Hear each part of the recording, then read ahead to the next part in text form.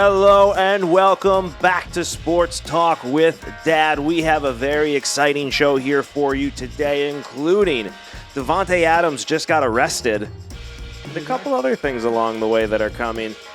He was charged. He was charged, and we'll get into more detail in it in just a second. But before we do that, as always, my name is Kyle, and I cannot call this Sports Talk with Dad without the man sitting next to me, a man who got his driver's license from a Cracker Jack box, my dad, Tim. That was your grandmother. I know. I had to channel her and just give it back. I actually had to take the road test, which they don't have to do anymore. That terrifies me. Do you think? I'm a big believer in, and you guys let me know if you agree with this, I'm a big believer in that people should have to take a driver's test every 10 years. And then as you get to 65, that should go to every 5 to 7 years you need to take a driver's test. I don't disagree. Because the rules of the road have changed, and people don't know the rules of the road to begin with. But it's amazing how many, at least in the state of Wisconsin, you don't need to take a driver's test after COVID. Your parents sign off, and they just give you the license.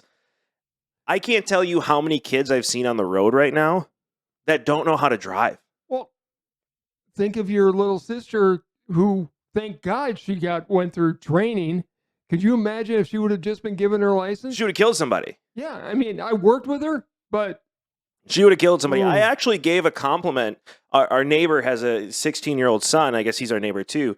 But I gave him a compliment the other day on being a good driver because I've seen him. He slows down in areas. I've seen him drive down one of the highways at one point, just by a fluke, and he was being a cautious driver. And so I had to tell him, I'm like, well done, by the way, because you are a really good driver, and I really appreciate that. He's a real good driver in a couple ways. Not only on the road, but he is an outstanding golfer. I hate him because he shoots in the 70s. And he's a freshman in high school. Yeah. Let's not forget that he might be a sophomore now, but either way, he is 16 years old and shooting in the 70s from the tips. Hopefully he continues to get better and pulls in some state championships. Speaking of the neighbors who are great neighbors. We got very lucky. We did. But I also love the fact that he also plays basketball and is a really good basketball player. They want him to get on these traveling teams and pay a fortune, and they're like, he's a kid. He's got good parents. Let him play basketball. Let him play golf. He doesn't have to decide. Let him do it all. Yep. He's not going to be a professional basketball player, for God's sakes. Right. So you can't. It's one of those things where you can't pick your neighbors. It's a lottery, and luckily we got very lucky. Both of us did with very, very good neighbors. Both sides, as opposed to what we had in Tampa. Yeah. But we won't open that wound again. Ooh, that was that guy was not a fun person to be. But before we get into sports, I do want to talk about the Devante Adams things. But I do have one thing before we get into sports, because I want to talk about the Devante Adams thing. Okay. I said that sentence very well.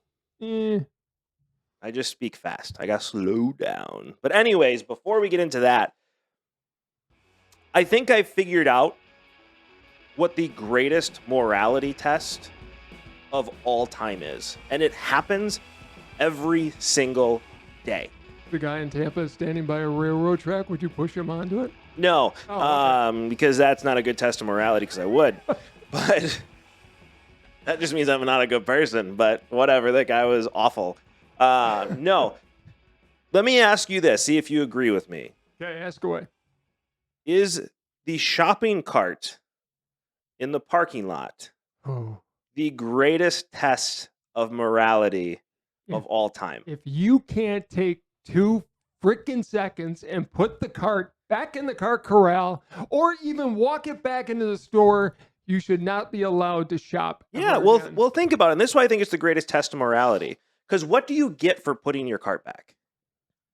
You get to know that the next person who comes in is not going to. In reality, I understand that's the morality test, but in reality, monetization wise or anything of that, what do you get for putting away a cart? You're doing the right thing when cameras aren't. You're not. You are really bad at answering questions. The answer is you get nothing. Well, I just did. You get to know that you did the right thing even without cameras on you. Right, but exactly. But you get nothing out of it, right? You don't get paid for doing it. You don't get credit for doing it. You don't get anything for doing it. There's no benefit except for being a good person. Correct. For you to take the extra steps and put your cart away. I'll add to that. If you're in a grocery store and you pick something up thinking you're going to buy it, or one of your kids tosses something in your cart, right?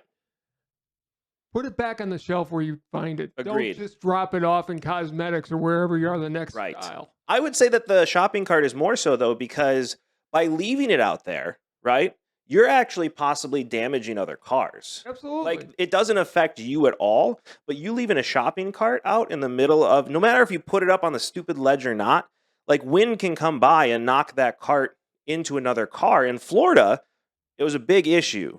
Living down there, nobody put their cart away. They just left it in the middle of, and it drove me nuts because I did get a scratch on my car from a wind picking up and my car getting dinged by one of these shopping carts. And man, I was not a happy person. Luckily in Wisconsin, people are better about it, but that has to be the greatest morality test of all time. I think the other one is if you go to a movie, which nobody does anymore, but I hope movies come back because I actually like going to movies. Yeah, put something good in theaters. And Top Gun Maverick was a good movie. That drew a lot of people back to theaters. Me being one of them. It was a great experience, and you should have went. But I should have. When you're there and you buy your candy or your popcorn or whatever, pick it up and throw it away on your way out. Don't leave it for the people to come in and clean it up after you've been there. Yeah. I think that definitely goes in line with the put your stuff away at the grocery store. Because it does affect somebody else. Somebody else has to put that away. And same with the cart. The guys that go out and get paid minimum wage to go and pick up carts, you're now making them chase the cart all the way or all over the place rather than just going to the designated area and doing a little extra work. And I've never understood the concept, and I still don't to this day, on why you wouldn't just go and put the cart back where it belongs. Look, in Florida, they actually had, because of that exact thing happening, they actually had governors on the cart. So if you tried to take it too far away, right, the wheels would lock. Yep. I don't know if those are governors on a go-kart slowed it down, but self-locking mechanisms on the cart so people couldn't, one, steal it or take it over to a gas station. Florida, it was more for steal it because of the homeless population there. A lot of in general in Florida. In a lot of places. But Florida is one of the biggest places for homeless in because it's the warm world. all the time. Right. So that in California. In Colorado, where a guy made enough to buy a house with cash. Yeah. I've told you that story, right? You have. Okay. You have. For those that's another story. For those that didn't hear the story, real quickly, when I lived in Colorado, they did one of these undercover things where a reporter traveled with this so-called homeless guy.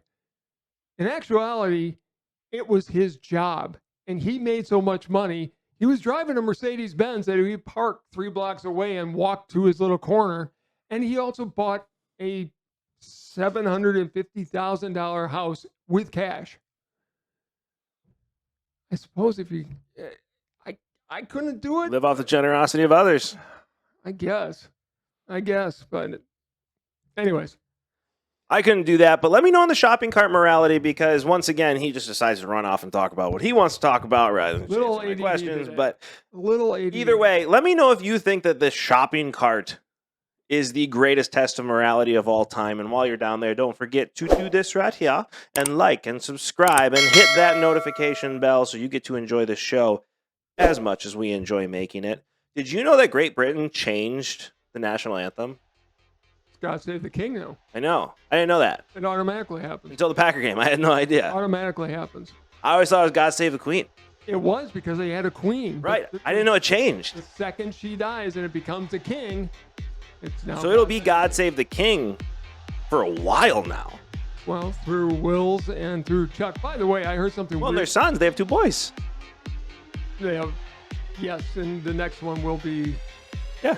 I guess George is the oldest. I don't know their kids' names. George, Charlotte, and Louis. I like to pretend I don't follow the royal family, but I'm just like everybody else and do. I heard the weirdest thing today. Chuck's got his own little idiosyncrasies. One of those being his servants have to iron his shoelaces every day before he gets up in the morning. Nice. So he looks all coiffed and put together. Sure. Why not? Anybody would ever look at his freaking shoelaces to see if they've been ironed. I mean, I'm going to now. He's a weird dude, man. Is that not the height of persnickety? I don't know. He killed his ex-wife. He did not. His father did. Fair. Still happened. Yeah, it's a weird one. He's a weird dude. Nobody ever doubted he was a weird dude, though. Like, that was always going to be a thing. I just didn't know they changed the national anthem to God Save the King now that they have a king. It makes perfect sense that they would. Yeah. I mean, we had God Save the Queen for my entire life. Mine too. Yeah. Mine too. I mean, she's been alive since what, 1938? And been the Queen Queen's 70 years. Yeah. So it is now God Save the King, and he is being coronated in the spring. Right, year later. Much smaller than Queen Elizabeth had. Yeah, but you better believe William's going to have the entire country. That will be the biggest celebration of all time. It'll be like if Chuck dies, and because we're related distantly, I can call him Chuck. No, we're not. Kind of are. But, I mean, when he dies, it's going to be, hey, we're really sorry you're gone. William's king, yeah! Yeah, everybody wants Will and Kate. They do. Like I said, I try to pretend I don't follow this stuff, but I'm just as bad as everybody else and pay attention. If you had a choice between Chuckles and William, who's kind of a cool modern guy, and a beautiful wife, they're going to be the glamour king and queen. Well, basically, you're choosing a mascot for your country. So the question is, who would you rather have the mascot of your country be? Charles, King Charles, or William and Kate? The answer is pretty simple. Yeah, definitely would rather have William and Kate as our mascot. It's like when we chose between the Star-Spangled Banner and Yankee Doodle as our national anthem. I think we made the right choice. Like, Yankee Doodle was seriously considered. But at the end of the day, you decided this is going to represent our country. We should probably go with a different song. It's like the bald eagle over the turkey. Yeah, that's true. The turkey was Ben Franklin. But turkey would have been pretty cool. Bald eagle's better. I was going to say, no, it wouldn't. Did you know the kids' names have officially changed at school? I don't know what you're talking about. George and Charlotte and I don't know their kids' names. I'm not even joking. Okay. I don't know what their kids' names are. But apparently they were the Duke and Duchess of Cambridge until Grandma died.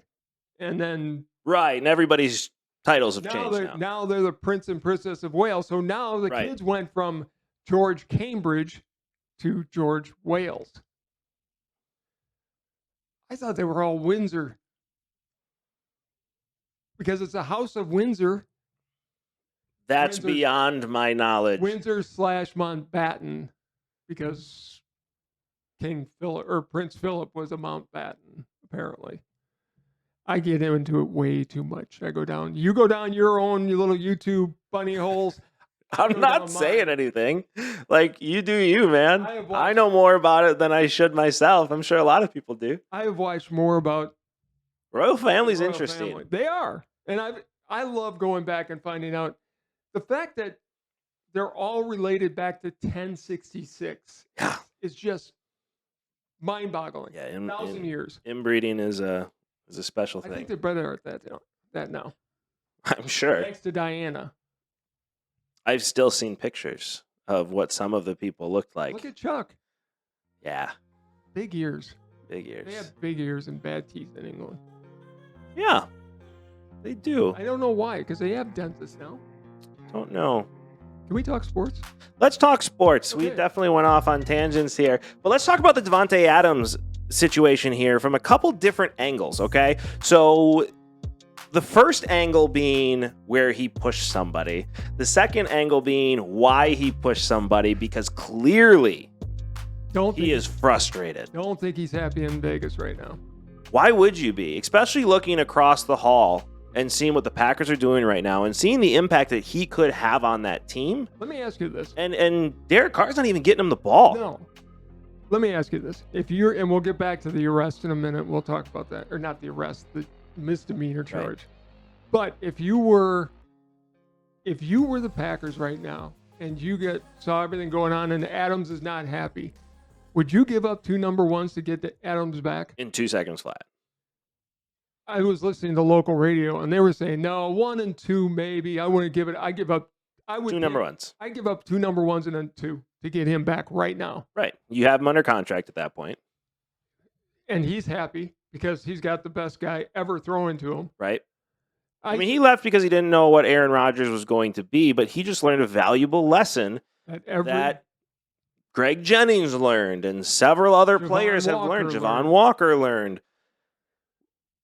Playing under a Hall of Fame quarterback versus not playing under a Hall of Fame quarterback, especially a Hall of Fame quarterback that's going to feed you the ball. And will have the ball exactly where it needs to be so you can catch it. Well, here's what boggles my mind is that Devante Adams is a huge part of that offense in the first half of the game, right? Mm-hmm. Huge part of the offense. Gets 2 huge pass interference penalties, gets a touchdown, makes several great catches, and then they stop throwing him the ball in the second half. Derek Carr is not Aaron Rodgers, and that is... But why wouldn't you throw the ball to your best wide receiver? Because you can't put it in that exact spot he is to make the catch. But not Rodgers. Adams is good enough to make that catch, even if it's not in the right area. I mean, I think Devante Adams, and that's what led to the push at the end there, was he's extremely frustrated with the situation that he's in. He's not getting the ball as much as I think he thought he would. The chemistry between him and Carr is not there. And I think he regrets his decision. And if I'm Adams, I'm saying get me back to Green Bay. And if I'm Green Bay, I'm saying bring him back. Right. If Vegas called up and said 2 number ones or 3 number ones, and you negotiated to 2 number ones and a 2, I don't know how you don't make the trade. I don't either. I'd give up 2 number ones for him. So here's my thing with the push. For those of you that don't know, which, I mean, I think most people know now, after the game, there was a very frustrated Devante Adams was leaving the field, and some camera dude walked into him, and he pushed the guy. He didn't see him. It was an accidental run-in. Devante Adams definitely pushed him to the ground, and he apologized immediately afterwards. It was intentional. Camera guy weaned out and actually went to the police and filed charges against Devante Adams. Or did the police file the charges on their own? I don't know. I hope the guy didn't do it, because if he did, his tenure with whatever company he's going to be working with. Well, why would you? Why would you? Like, just talk to him afterwards. He apologized publicly already. Yeah. I'm sure if you wanted to, he would have come directly to you and said, "Listen, man, I'm sorry. I was emotional after the game." We don't know that he hasn't reached out to him personally already. Probably has. That's the type of player as he is. Devante Adams is a good person. We've seen him for how many years in Green Bay? Right. He is a solid citizen that any community should be happy to have. And right now in Vegas, even though it's home, I think he realizes a lot. Green Bay's a different place, first and foremost. If you're loved in Green Bay, you are loved forever. And he will get into the Packer Hall of Fame when his career. Of course he will. Put him in now. Like, I mean, you really could. I wish he would have stayed and broken down Hudson's record, because he was at 73. He wasn't that far away. Really could have gotten close this year. Probably this season with this receiving core in Green Bay. He would have been the main target again. He probably would have gotten at least 10 this year, probably closer to 15, and would have got within striking distance for the next year. And then he goes up on the rafters. How do you not retire his number at that point? Well, he's absolutely in the rafters. Don Hudson's up there. Devante Adams, I can make a case for being up there anyways. Right. But here's my question. If he stays in Vegas and things don't get better, is this hurting his Hall of Fame 100%. chances? I think so too. And that's the whole reason he went there, was because he wanted to keep playing with a good quarterback that was going to keep getting him the ball so he could keep putting up big numbers. Big difference between a good NFL quarterback and a generationally good. I don't understand why they're not feeding him the ball. I don't either. Why are you not force feeding Devante Adams the ball? In the first half, You had a great first half. You went up, 20-3 at one point by feeding Devante Adams the ball. And then in the second half, you barely look his way. Well, of course he's frustrated. Let me ask you this.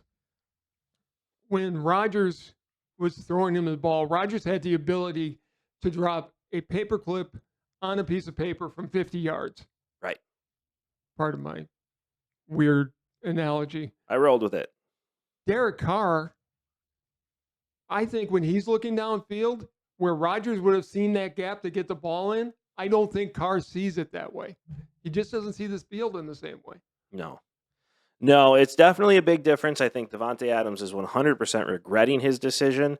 And I don't think any of us thought he would regret it this much. I know I didn't. I knew he'd see a difference, but I didn't think it would be this bad. Go back and watch the tapes of the shows. I said he was going to miss. You did. I got to give you credit. You 100% did say it was going to be that bad. I just didn't think Derek Carr was going to be like this. Like if you put in, imagine Devante Adams with Seattle right now with Geno Smith, who by all accounts should be a worse quarterback than Derek Carr. I mean, Geno Smith is having an MVP season. As of right now, you could clearly make an argument for Geno Smith being the MVP of the league. But imagine him in that system. They find ways to get him the ball. Like he's putting up points after points in that Seattle offense. So why, with a coach like Josh Daniels and a quarterback like Derek Carr, where they were college teammates, why are you not finding plays to get him the ball? Well, look at the one route they ran. The other receiver ran into Devante Adams. Adams knows the route to run. I just think it comes down to the fact that he is with an inferior quarterback with an inferior team. Unfortunately, the difference. It shouldn't have been this way. It shouldn't. Maybe it shouldn't, but I had a feeling all along because it's happened before. You take a really good wide receiver and take him away from a Hall of Fame level quarterback, there's a massive drop off. Yeah. No matter how good the other quarterback is, he's not as generationally good as a Brett Favre and Aaron Rodgers. Right. Or a John Elway or a Troy Aikman. Peyton Manning or Tom Brady those guys. I'm not just making this a Green Bay thing. It's any of the unbelievable quarterbacks, Dan Marino going back in the day. Patrick Mahomes, all the Justin Herbert at this point. You put Devante Adams on the Kansas City Chiefs. Right. He's putting up huge numbers again. And right. I think if you put him with Geno Smith, he's putting up big numbers. I think if you put him with Zach Wilson, he's putting up big numbers. I'm thinking if you put him with Tua Tagovailoa, he's putting up big numbers. With Russell Wilson. I don't think he does. I'm still trying to wish them into playing well. By the way,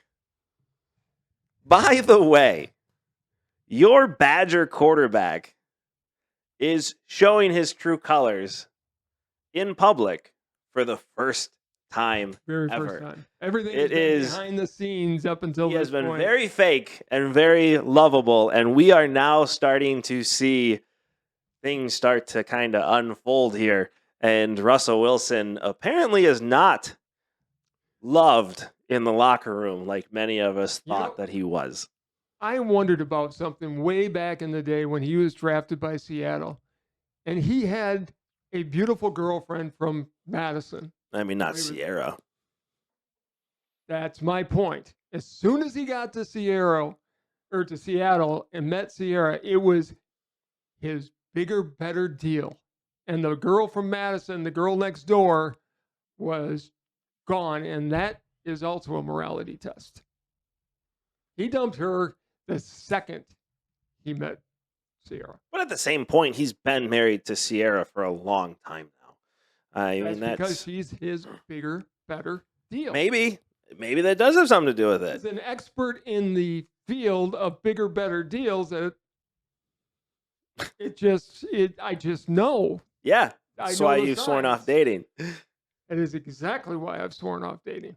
I think you are the bigger, better deal. Gee, thanks. You would be a committee of one, but thank you for that. And that's not true. Lots of people think you're the bigger, better deal. My children don't count. And I don't even know Crystal that all thinks of you're them. awesome. I don't My even- boys think you're awesome. I don't even think all my kids feel that way. at Probably times. not. Let's go back to sports. But that's all right. They're younger. We digress. Sorry. But when it comes to the push, though, to go back to the Devante Adams push, this is if that guy did press charges, if that's where this came from. His listen, career should be over. Well, here's the deal. I am of the millennial generation, right? More ways than I like to count. People like to crucify millennial generation, even though it's the Gen Z that everybody's complaining about, and they blame millennials for it, but whatever. But here's the thing. Coming from the younger generation, I normally do defend things from the younger generation. I can't defend that, and I can't defend a lot of things happening right now. And again, it's not millennials. I know plenty of millennials. They're hardworking. They want to go to work. They want to make money. COVID, everybody hated. Like boomers. No, not like boomers. Boomers and Gen Z have a lot more in common. No. Than because millennials and the greatest generation are very similar. Put your nose down, get to work, but remember the family's important. Okay, I can't argue with you. here's a pile of shit, by the way. That's where the real thing comes into play. Here's this pile of garbage. Here you go. Fix it. The greatest generation got that, and the millennials also got that, and are still being fed it today. You know what the greatest generation did, though? When they went through a depression and a world war where they had to sacrifice, when they had kids, they were going to give them everything. Correct. And it was the worst mistake they could have made. I was fortunate. I had parents that were like, yeah, you want something, go and earn it. Right. You want a bigger house? Don't complain that somebody else has it, go earn it. Right. You guys were raised that way. Very much so. But a lot of kids weren't. Well, especially this generation that's coming up and the Gen Z, they haven't been raised that way because the Gen X did the same thing the greatest generation did, said whatever you want, right? Because you're $31 trillion in debt right now. So. Right. And now millennials here, we're stuck with, trash. But anyways, when it comes to the work side of things, it's the same thing with that type of attitude. Like, if I'm in that situation and Devante Adams pushes me, like it's out of frustration. Am I going to confront Devante Adams? Absolutely. Absolutely. I'm going to say, dude, what is happening right now? Like, that's not how this is going to fly. But I give him the chance to apologize. I definitely don't go to the police and press charges because an emotional player after a game pushes me when, hey, I ran in front of him. Did Devante Adams react well? No. Could the situation have been avoided by paying attention that somebody's walking into a locker room and walking behind him? Yeah. But I had the same situation, so I'm getting my tattoo redone, right? Or at least trying to. I have the one on my arm, and I want to get it touched up. I need to get it touched up. It's very old at this point. I got it when I was 19, and I want to include the kids on it because it's an important one. It's, if you guys, I don't know if you can see it, but it's a little clover here. But I want to get it updated to have the colors of my boys and my wife's birthstones along with mine because it would look cool. And life's changed a lot since I got this tattoo. And it's time to update it to represent more who I am today than I was when I was 19, but still hold on to the past, right? That's my thought. And I think it's a good thought. But I went to 2 different shops to just stop in real quick and say, hey, one of them I really like. The other one I just stopped in to get a price. But I just wanted, hey, what's the price on this? I want to price this out just to know. Like, I could go get it right now. And I'm very used to when I got my first 2 tattoos, I walked into the shop and was immediately taken care of. They're like, cool, here's somebody ready to buy a tattoo. We're going to take care of them. We're going to take care of them because that's what we do. They immediately drew it out. I was like, hey, I just want to get a design. And they're like, well, you have time. Why don't you do it right now? I walk into first tattoo shop that's supposed to be open. They have the doors locked. And when somebody finally comes to the door, they say, oh, yeah, well, email them a picture of your tattoo and what you want, and then they'll price it out for you. And then close the door and locked it again. In the other tattoo shop, there are 3 tattoo artists drawing on their iPads, just drawing stuff out. Okay. I don't get greeted right away when I walk in. And then when somebody does walk up to me, I'm like, hey, I just want to get this priced. They go, well, the person who prices by piece isn't here. Here's their card. Prices by piece? Some people charge by hour, I guess. Some people charge Okay. by piece, which is fine. And I asked her, I was like, well, what do you charge? And she's like, well, I charge it, like 120 per hour, but which isn't terrible because this will only take an hour to do. But we're fully booked right now. Mind you, they are all sitting around right now doing nothing. When they could be making 120 When bucks? they could be making 120 bucks, just offer. I wouldn't have said it because I really didn't have time that day, but I've never walked into a tattoo shop where they're like, yeah, I'm not doing anything right now, but I still don't want to help you. And it's the same age in both people. The kids that are less than 25. It's like, do you guys not understand this? Is there something wrong? And I'm becoming an old man clearly, but it bothered me because it's like, why don't you? My first thought, if I'm in that situation, is, dude, I'm not doing anything right now. What do you have in mind? Let's price this out. Let's see how long it'll take. I got an hour.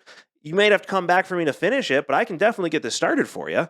Well, look, and in the case of Devante Adams, that kid should have stuck around until after this, when the locker room's cleared. Right. Make sure Adams knows, look, I'm waiting. We need to talk about this. Right. And Be a man.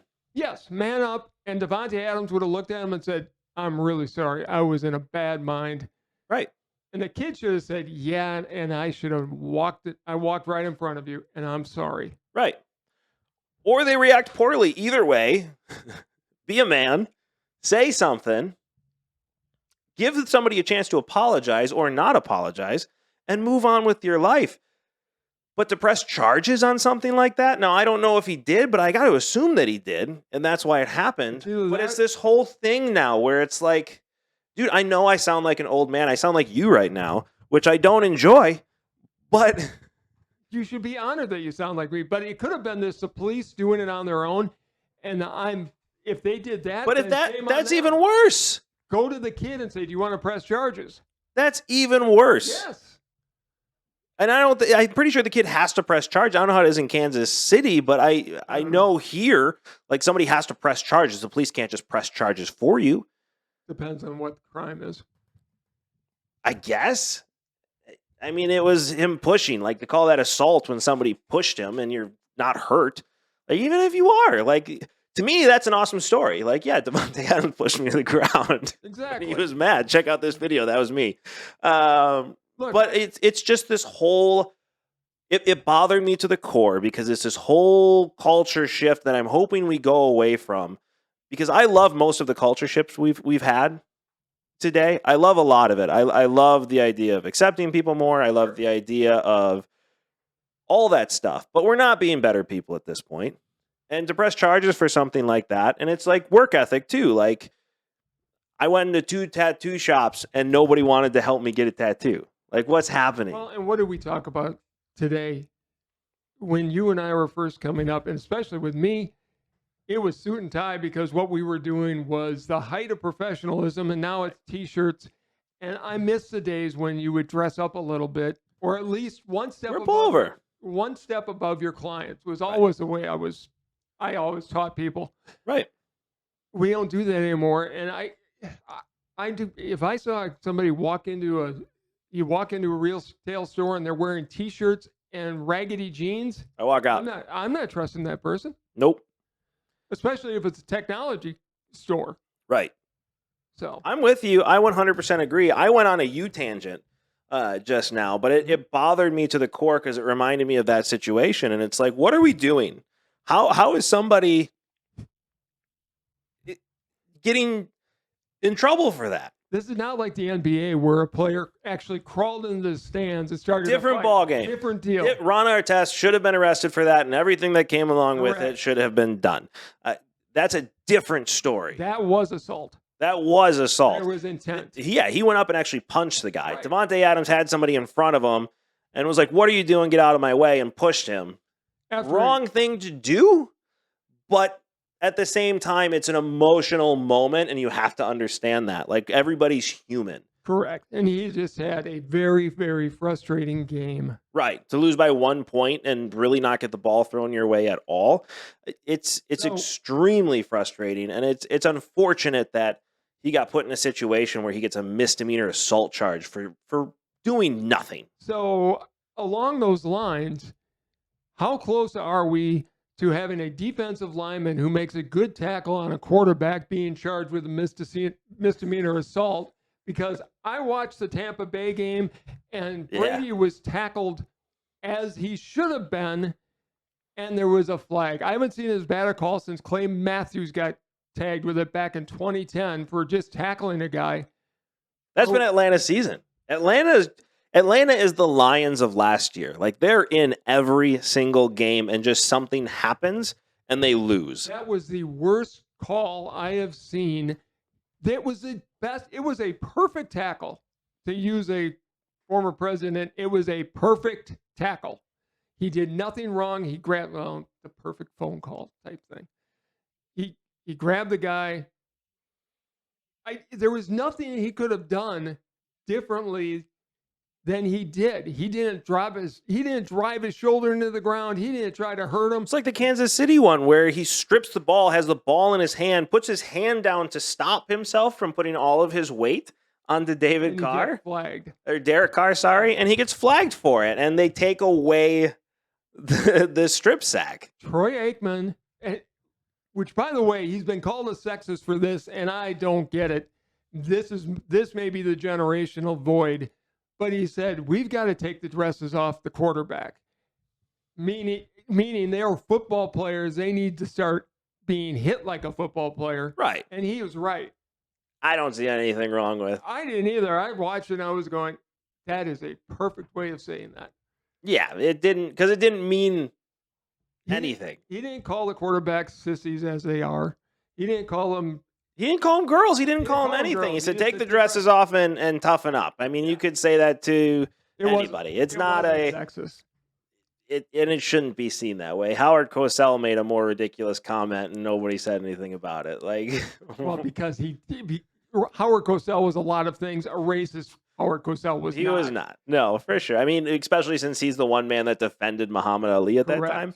Yeah, I understand that. For those who don't remember, Howard Cosell, a guy made a kickoff return or a great run, and he said, "Look at that little monkey go!"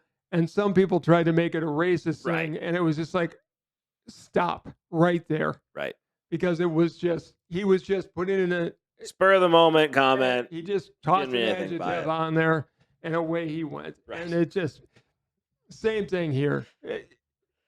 I don't know why people think it's like that's a pretty common thing to say. Well, it's almost like saying, are the quarterbacks going to be, do you have to rip off legs off of them now because you can't touch them anymore? Right. I mean, it's ridiculous. I agree with you on that one. I don't understand why people are freaking out about that. I didn't even know they were. Like, that's... I was here watching some things over the last couple of days, and they were going off on Aikman. And I remember him saying that during the game, and it just brushed off the comment.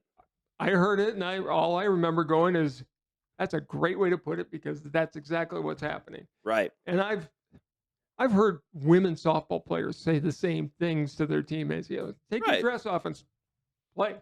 Right, league of their own, right? Yeah, exactly. I have to catch in this. Which, by the way, if you haven't watched League of Your Own recently, great baseball movie. It is. Oh, it's a. I would say. I mean, we did our sports movie rankings. I think we both had in our top 10, if not top 5. Right. I think you had it at 5. I had it at 6, or vice versa. Yeah, they were right there. We need to update that video. We do, because there are a lot of movies out there, and I'll still prove you wrong. We could also do top villains of all time, and make sure Grandpa Joe's at number 1. Grandpa Joe is misunderstood. No, Grandpa Joe's a terrible human being. Not arguing that. He's not misunderstood. He's a villain and an obstacle Charlie has to overcome. But we've talked about that already. Anyways, moving on to more football. Okay. Coming up. So did you hear that the punter for the Giants is still in London? What? The punter for the Giants apparently had a passport issue on his way home. he gets on a team plane, don't they? Right. So They wouldn't let him out of the country because he had issues with his passport. I haven't heard what issues he has, but he's still to this day in London. I would laugh real hard if he had CBD. Oh. Real hard. I don't know if I'd laugh, but it would be. The irony would be so great. I would laugh. It'd be a different situation to talk about for How sure. stupid would that be? Oh, pretty dumb. But at least he didn't get 10 years in prison for it. Yet. He won't. No, he won't. He won't. Russia's definitely a different place. But yeah, I mean, I want to know what the passport issue was because obviously he had his passport because he got into the country. He's just not getting it. So what was the issue with the passport for him to leave the country? Maybe he should have left from Ireland. Maybe. I don't even know if they didn't. Well, they wouldn't have. They would have left from the London airport, but They would have left. They were in Heathrow. So yeah. I don't know. I really don't want to think about that game. It was a bad game. It was if you're a Packer fan, it was a really, really, Let's really put it bad this game. way. It was a bad second half. Yeah. Have you seen the Packers put two halves together all year? No. Okay. I just don't understand why you're not giving Aaron Jones the ball. You should be giving. Aaron Jones is averaging 7 yards per carry. And Dylan's averaging 5. And between Dylan needs to quit trying to be a scat back and just run the damn ball. He's getting 5.9 yards per carry. He'd get 7 if They he just need ran to- straight ahead. Those two need to have over 30 carries per game, and right Right. now they're averaging like 21. Between the two of them. Yeah, it's ridiculous. Let me ask you this: I can think of maybe 4 teams in the NFL that I would qualify as good teams this year. Right now, Yeah. Packers not being one of them. Packers not being one of them. Let me look. Hold on. Let me get this up here because I want to see. 2 of them are Standings. playing. 2 of them are playing this week: Buffalo and Kansas City. Buffalo and Kansas City, both good teams. Is there anybody in the NFC? I don't think so. I don't think there's The one. Eagles. Okay, the Eagles. The Eagles are a really good team. I mean, the AFC South, the Titans are leading the charge right now, but They're the not Colts a and good- Jaguars are each one game behind. The Titans aren't a good team. The Ravens are a good team. They're an okay team. The Chiefs, the Chargers are a good team. Chargers are a good team. The Chiefs, the Bills are good teams. Jets are a good team. Jets are a good team. No, they're not. They're 3-2 right now. They're 1 game back in the AFC East. It's either Baltimore. In my mind, it's Baltimore. Cincinnati's going to be a good team again. They're going to come around. They've already started to come around. Yeah. Joe Burrow is football Jesus. Here's another question. He is not. Here's another question. If you're Dallas, do you put Dak in or do you still go with Cooper Rush? Cooper Rush. I agree. You go with Cooper Rush. They just announced that he's sitting out again this week, and they're going with Cooper Rush. You had Dak for 1 game and lost that game. Since Cooper Rush has been in, you haven't lost. Then Dallas has to trade Dak Prescott if they're going to go to someplace. Otherwise, Geno Smith is looking really good right now. The Giant, we both said the NFC East was going to be the worst division in football, and they are by far the best division in Certainly football. the most interesting. They have 3 4-win teams. Philadelphia is proving to be a really, really good. If they don't win the NFC, and granted, it's still early. Still early. Could turn it This around, is where but football starts. football starts in the second half of the year. Or in Well, you're going to start seeing it now. Week 6 is when football really starts to become football I always think of it as, because you're figuring out who your team is now. for me, it starts at Thanksgiving. Right, but you have to start making your moves now. There's got to be some moves made. I don't see Green Bay making any moves. Philadelphia just seems to be getting better and better. Still undefeated. Cowboys are 4-1. The Giants are 4-1. That's a really strong division. You could see 3 teams out of the NFC East going to the playoffs this year. Well, this is going to be the game of the week by far with Dallas and Philadelphia. Right? 49ers are getting better and better every single week with Jimmy Garoppolo on that team. The Rams are getting worse. I think San Francisco has every chance to be in the NFC Championship game again. I agree. Vikings are 4-1 right now. They're not a good. 4-1 They've team. been looking good. Though. They are. They had one bad game. They've got Kirk Cousins. You They're know, not a good team. Packers 3-2. Bears and Packers are Lions not aren't doing anything. The Lions have been disappointing. You really jinxed the Lions. I did. The NFC North is by far the worst division of football right now. Worse than the NFC South? Okay, tied for the worst. It's just there are a couple really bad divisions in football all the way around this year. There's no good teams. I mean, if you want parity, you've got it. Yeah, the AFC South is not very good right now. The AFC North isn't great right now. They'll be fine as well. The whole division may not be great, but it's going to be Cincinnati and Baltimore in the end. Probably. The AFC West is 2 good teams out of 4. The Broncos are going to continue to flounder. The Raiders, I don't know what's going on. Broncos are going to turn it around, and Russell Wilson will hopefully lead them. At some point, I got to be looking at Nathaniel Hackett and thinking he's a one-year coach. 100%. Because it's just 100%. It's not there. I mean, in reality, in the NFC, the Eagles look for real. The Cowboys, we really don't know what they are. You're going to know this week. You'll know this weekend. Who are they playing? Philadelphia. Yeah. And it's in Philadelphia. You'll know this weekend. Green Bay, they're calling for Joe Barry's head. I don't understand. Why? Why? Because he's running that stupid bend, don't break, and they're giving up points after points. They're not, though. They're one of the top-rated defense in the league. They gave up a 3-1 team, by the way, with the best running attack in the league. Gave up 20 points. Here's my thing about the defense. Hold on. Let me finish my thought here. But it's not a good thought. The biggest issue with the Packers has been stopping the run. What did they do? They stopped the run. At some point, if your offense doesn't score in the second half, I don't care if you're playing the Giants, I don't care if you're playing the Lions, I don't care if you're playing the Bears. If you stop scoring after the first half, at some point in the NFL, that offense is going to start to score touchdowns. It's going to happen no matter how good your defense is. I don't care if you have Baltimore's defense from 2001, the Bears' defense from 1985. If your offense stops scoring, the other team is going to win. Green Bay was asking their defense to basically play a full half on the field because even when they got the ball back, throw 3 bombs and out, and the defense has to go back in and hold them again. They couldn't do it. Right. It is absolutely unacceptable to expect the Packers to do more. What did they do? They gave up 23 points against the Vikings. They gave up 10 points against the Bears. They gave 12 points up against the Buccaneers, and they gave up 24 points against the Patriots, and they gave up 27 points against the Giants.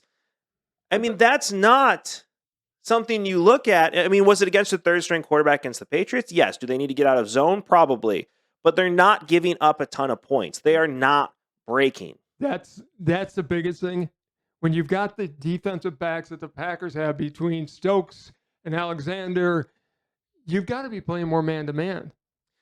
You do. We've been playing a lot of zone, but I mean, look at except for against the Vikings, our defense has kept us in the game every single time, and our offense hasn't scored in the second half at all, except against the Patriots and the Bears, which doesn't count. New England had a third freaking string quarterback in there. Green Bay should have won that game by 25 points going away. Right.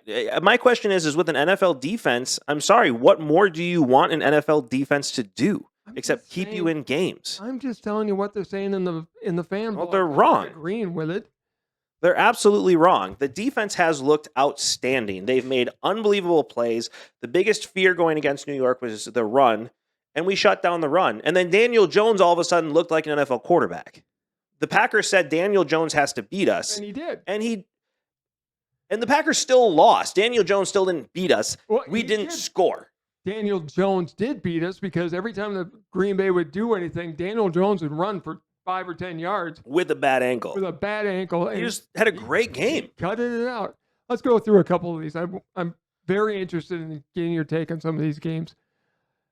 We're going to save Dallas at Philadelphia, but Jacksonville and Indianapolis, I think Jacksonville's going to win that. Yeah, Jacksonville should win walking away, although Indianapolis started to finally look like a team again. Minnesota goes to Miami. Tua's not playing again. Either is Bridgewater. Yeah, Bridgewater's out too. So I think Minnesota can find a way to win against a third. They'll be 5-1 when it's all said and done, unfortunately. San Francisco at Atlanta. Jimmy Garoppolo is going to win. There's your guy who walks on water because he just wins. Listen, Joe Burrow walks on water, okay? There's one. Jimmy G does. It seems like it sometimes. I mean, he is the best-looking quarterback in the league by far. Probably the best-looking quarterback to ever play the game. But That's Bart Starr. no. I know you're a fan, but no. Anyways, yeah, I mean, I think San Francisco will win, but it wouldn't surprise me if Atlanta won. Atlanta has been in every single game. They have. So I think that'll end up being a good game. Atlanta's a better team than people are giving them credit for. Carolina goes to L.A. with a quarterback from the USFL. That's becoming two teams where it's like it's a who cares game. It is. And it's unfortunate because those were two teams that were picked to be really good this year. The Rams especially. And they haven't been. Stafford's been hurt, and it's clear that he's been hurt. He's not playing up to his original level, or at least the level we're used to seeing him play. And the Panthers have they fired their coach, which you had to. You had to fire him. And Mayfield's out with a high ankle sprain, so he's going to be out for at least 2 weeks. Arnold's out. Yep. So here, I tell you what, I'm excited to watch that game because I'm excited to watch PJ Walker play. I remember watching him at the USFL level and being like, why is this kid not on an NFL team? We are going to know if USFL quarterbacks can play in this level. I think PJ Walker is just one of those guys that just needed a shot. And he's going to get it, and I hope he succeeds. I like him as a player a lot. I'm waiting for he may be a Hall of Fame quarterback. I mean, he can't be any worse than Kurt Warner, who's a Hall of Fame quarterback. I had to spoon speed you that one, so it doesn't count. Here are the next three games of games of the week. On Monday night, you've got Denver going to the Chargers. Denver, if you don't turn it around now. I don't think they do. I think the Chargers are going to walk away with this. I could see Nathaniel Hackett being the next coach fired. I could see Hackett fired after this. I mean, don't forget, this ownership group did not hire Nathaniel Hackett as their coach. I think he's fired after this game if they lose and look as bad as they have so far. You have to look at the coach on that. Yep. This is all coaching. No discipline. Okay. Buffalo at Kansas City. That'll be a really good game. I mean, it's an AFC Championship rematch with new overtime rules. So, Josh Allen has to. Where is it? It's in Kansas City. Oof. That'll be a good game. I don't know. What's the spread? It's got to be like 2.5 points. It's probably 3 points because it's in Kansas City. Yeah.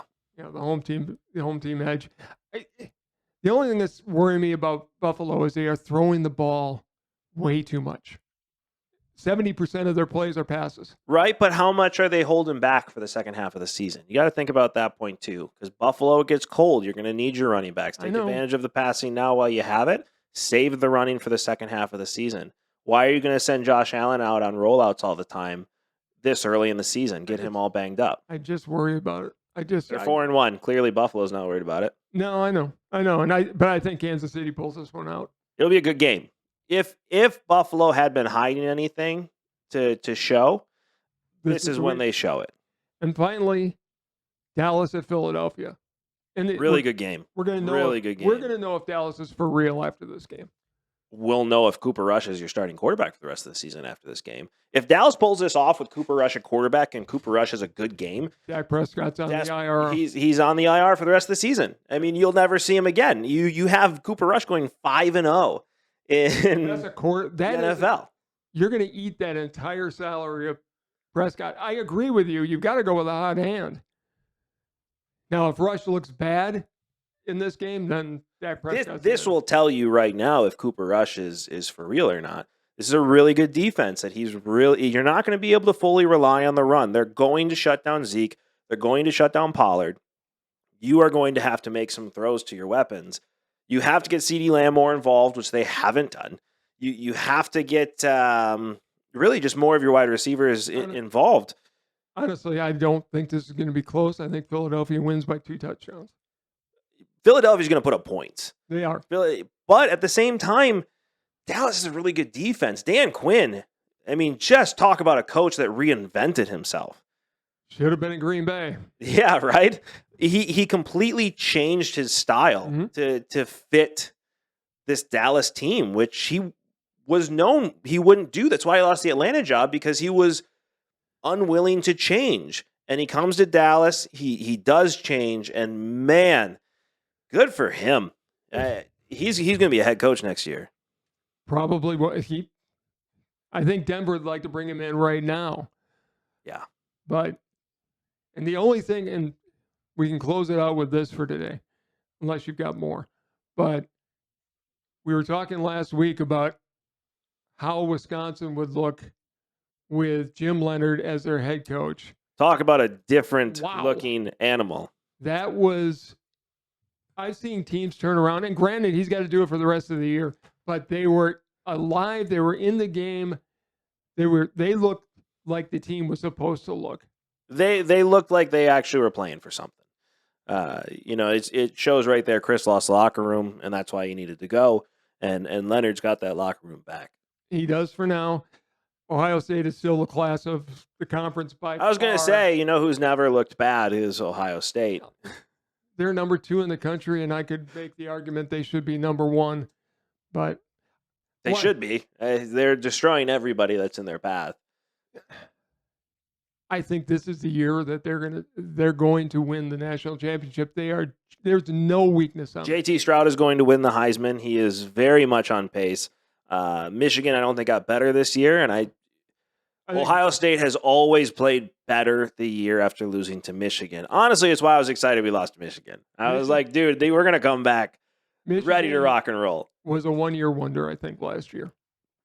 I think so, too. We'll see, though. I mean, I hope Michigan loses every game, honestly, but we'll see what happens. I don't see anybody standing in Ohio State's way. I think they are, and it's not just them rolling over the Big Ten. I think that they could roll over any team in the SEC right now. They're big, they're fast. JT Stroud, it will be a great NFL quarterback if he gets put in the right situation. Could be the number 1 overall pick in next year's draft. That's the whole thing, though. He's got to be in the right situation. Yeah, look at Justin Fields. Yes. I mean, Justin Fields is a great quarterback in a bad situation, but I mean, we'll see what happens. I'm excited to see Ohio State run away with the Big Ten and get a shot at the national championship. But congratulations on your, coming back. Your consolation prize. Here's your ribbon. They can still Thanks for participating. They can still win the West. Sure. And we'll see. Well, they can actually. If they play like they did, they just have to have Illinois lose. Ohio State can beat them twice by a lot of points. It's perfectly fine. Yeah. Whoever comes out of the West is going to be sacrificed at the hearth of Ohio State. I don't know. Ohio State's a train right now. It's going to be interesting to see if anybody can hold up to them. But hey, I think you and I have had a great show today. I think it's time to wrap it up. Before we head out, any last words? Watch the video today. And I'm a huge Wisconsin fan. Jump around at the end of the third quarter is one of the best things going. But I watched the video on the Iowa Hawkeye. The greatest tradition. They do at home at the end of the first quarter. They've got a hospital behind it. Children's hospital.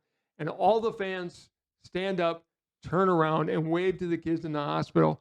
I did also learn something else. Their head coach, they had a granddaughter born at 21 weeks, premature, and she passed away. And they donated $1 million to the neonatal ICU, which awesome. I know is close to your heart. It is. My son was there for a week when he was born. He was. We were all taking turns. But if there is a greater tradition in college football, I don't know what it is. Kudos to Iowa for start. I don't know how it started, but just the fact that they do it, those kids get so much out of it. For those of you that haven't seen it, by the way, so Iowa built a children's hospital right next to the stadium. And the building goes above the stadium, and they have this area where, because it is a children's hospital, where the kids go, so the kids that have cancer or anything else that are going on. Brain tumors, whatever. Brain injury. Cancer. Brain injury, I meant to say. Yeah, brain injuries, whatever they have going on. And they bring them up to this top floor because you can watch the game from there. And I don't know how the tradition started either, but it gives me chills right now just even talking about it. The whole stadium after the first quarter the announcer goes, and let's wave to the kids at the children's hospital, and the whole stadium turns and waves. Even the opposing team turns and waves to these kids in the hospital just to say hi and let them know that they have the support of everybody in Iowa to get better soon. I get choked up every time I see it because it is such. And if it's the night game, they have everybody turns the light on their phones to wave at them. By far the greatest tradition in college football. I agree with you. It's a new one, but it is by far, it's bigger than dotting the I at Ohio State. It's bigger than jump around. It is 70,000 fans giving back to kids who need it more than anything right now. They need the support and encouragement of saying, we're behind you. You're going to get better. Here's 80,000 people saying hi and wishing you the best to get better soon. I can't watch it without getting choked up. I love it. I'm with you. Like I said, I got chills just talking about it. So if you haven't seen it, definitely take a look because it will get you choked up as well. But awesome. Great last words. After the last few times you've had last words, I'll get back to the other one. No. Keep with this trend. I like this trend. But thank you so much for watching. This has been Sports Talk with Dad. Bye, everybody.